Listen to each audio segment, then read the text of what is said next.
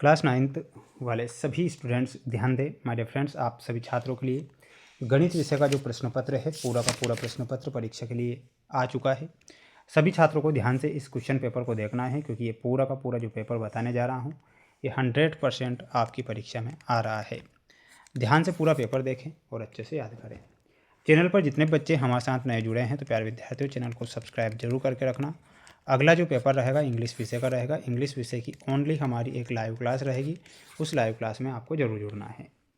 दी गई आकृति में छायांकित भाग भिन्न के रूप में होगा, तो प्यारे विद्यार्थियों वो भिन्न आपको करेक्ट आंसर के रूप में लिखना है।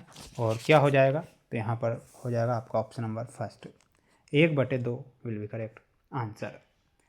10 × 9 = 15 × क्वेश्चन मार्क, खाली बॉक्स में जो संख्या होगी वो क्या हो जाएगी, तो खाली बॉक्स में जो संख्या होगी प्यारे विद्यार्थियों 6 होगी, तो यहाँ पर आपको 6 लिखना है।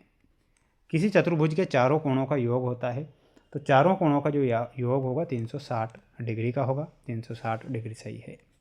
किसी समकोण त्रिभुज में एक कोण 45 डिग्री का है, तो दूसरा न्यून कोण कितना डिग्री का होगा, तो वो हो जाएगा माय डियर फ्रेंड्स फोर्थ में 45 डिग्री का। स्क्रीनशॉट ले लीजिए, जल्दी से याद कर लीजिए, रट लीजिए, क्योंकि पेपर अगर बता रहा हूँ तो प्यारे विद्यार्थियों पेपर बाहर नहीं है और पेपर छप चुका है। बेलन के आयतन का सूत्र क्या होता है, तो बेलन के आयतन का सूत्र ध्यान रखना है πr² h, ये बेलन के आयतन का सूत्र होगा। अगला क्वेश्चन परीक्षा में आएगा, ध्यान से देखें। यदि 3x = 24 तब x का मान कितना होगा, 8x का मान होगा। यहाँ पर आपको 8 लिखना है।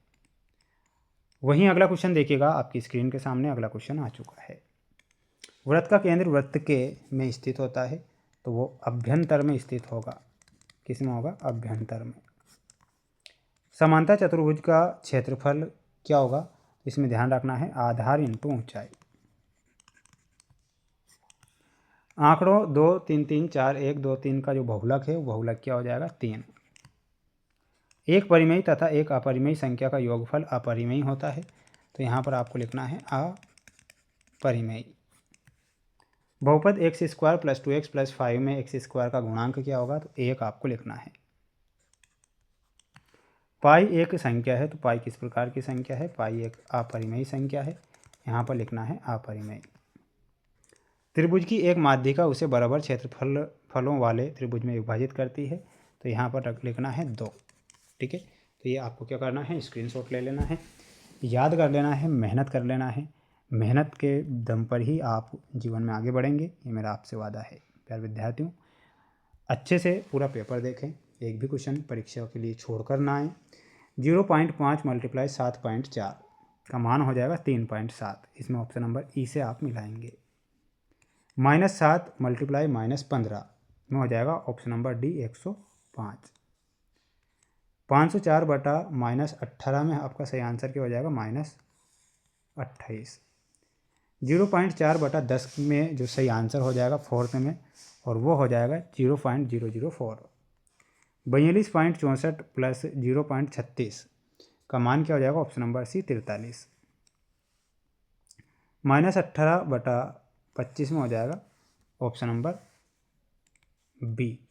ठीक है, तो ये आपकी जोड़ी है जो आपको क्या करना है, याद करके जाना है। वहीं अगला प्रश्न आएगा, ध्यान से देखें, अच्छे से याद करें माय डियर फ्रेंड्स, प्रश्नों को छोड़ना नहीं है, क्योंकि मैंने भी आपके लिए प्रश्न नहीं छोड़े हैं।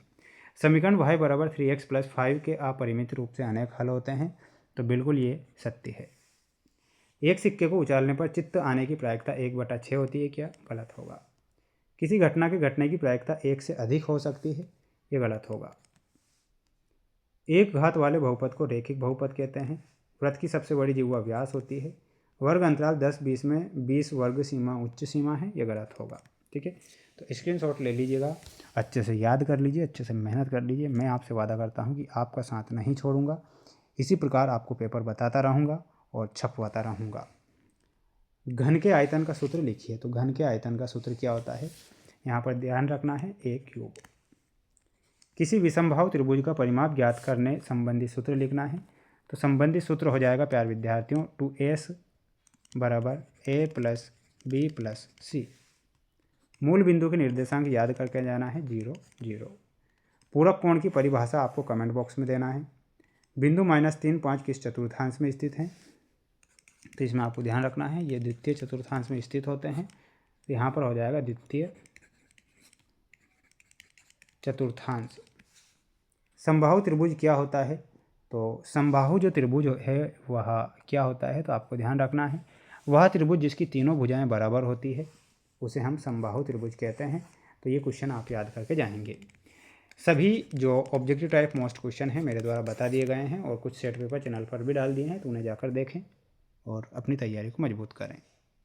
सभी छात्रों को चैनल पर नए हैं तो सब्सक्राइब करके रखना है। इसके बाद देखिएगा प्यारे विद्यार्थियों, ये आपका अगला सेट पेपर है।